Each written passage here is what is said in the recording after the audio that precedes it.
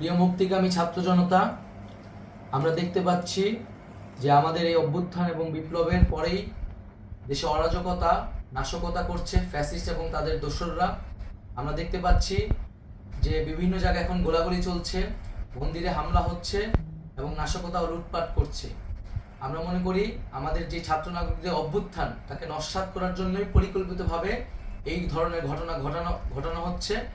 আমরা মুক্তিকামী ছাত্র জনতাকে সজাগ এবং সতর্ক থাকতে আহ্বান জানাচ্ছি এবং আমাদের যে অন্তর্বর্তীকালীন সরকার, আমরা সেই সরকারের যে প্রস্তাবনা 24 ঘন্টার সময় নিয়েছিলাম, জরুরি পরিস্থিতি মোতাবেক আমরা এখনই তার একটি রূপরেখা ঘোষণা করছি।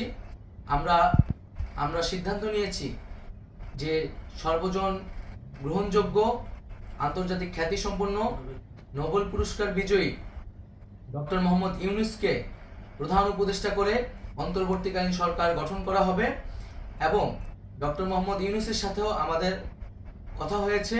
তিনি ছাত্র জনতার আহ্বানে বাংলাদেশকে রক্ষা করতে এই গুরু দায়িত্ব নিতে সম্মত হয়েছে।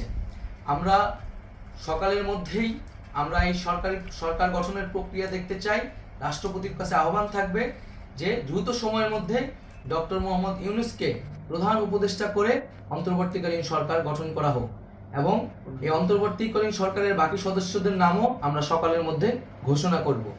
প্রিয় বন্ধুগণ, দেশে যে অরাজকতা চলছে, মানুষের জীবনে নিরাপত্তাহীনতা চলছে, সেজন্য আমরা রাষ্ট্রপতির কাছে আহ্বান জানাচ্ছি দেশে আইন শৃঙ্খলা পরিবেশ ফিরিয়ে আনার জন্য দ্রুত সময়ের মধ্যে কার্যকর ব্যবস্থা নিতে হবে এবং আইন শৃঙ্খলা বাহিনীকে সহযোগিতা করার জন্য মুক্তিকামী ছাত্র জনতাও রাজপথে থাকবে এবং অন্তর্বর্তীকালীন সরকার গঠন না হওয়া পর্যন্ত মুক্তিকামী ছাত্র জনতাকে রাজপথে থেকে তাদের যে অভ্যুত্থান, সেই অভ্যুত্থানকে রক্ষা করতে হবে।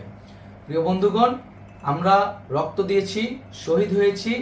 আমাদের যেই প্রতিশ্রুতি একটি নতুন বাংলাদেশ গঠন করার জন্য, সেটিকে আমাদের অবশ্যই বাস্তবায়ন করতে হবে এবং অবশ্যই ছাত্র জনতার প্রস্তাবিত সরকার বাদে কোনো ধরনের সরকার কিন্তু মেনে নেওয়া হবে না। আমরা বলেছি কোনো ধরনের সেনাশাসিত সরকার অথবা সেনা সমর্থিত সরকার অথবা এই ফ্যাসিস্টদের দোসরদের কোনো বি টিম সরকার কিন্তু আমরা মেনে নিব না। কোনো গণবিরোধী সরকারকে মেনে নেওয়া হবে না।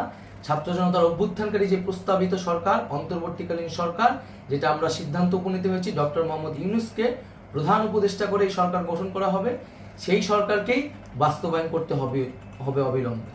আগামীকাল সকাল থেকে সকলকে আহ্বান জানাচ্ছি রাজপথে থাকার জন্য এবং আমাদের যেই সাম্প্রদায়িক সম্প্রীতি এবং রাষ্ট্রীয় সম্পদ রক্ষা কমিটির ঘোষণা হয়েছে বৈষম্যবিরোধী ছাত্র আন্দোলনের নেতৃত্বে, সকল পাড়ায় পাড়ায় এলাকায় এলাকায় সেই কমিটি পাহারায় থাকবে। আমাদের সংখ্যালঘু কমিউনিটিকে আমাদের রক্ষা করতে হবে, রাষ্ট্রীয় সম্পদ এবং এই দেশকে রক্ষা করতে হবে আমাদের।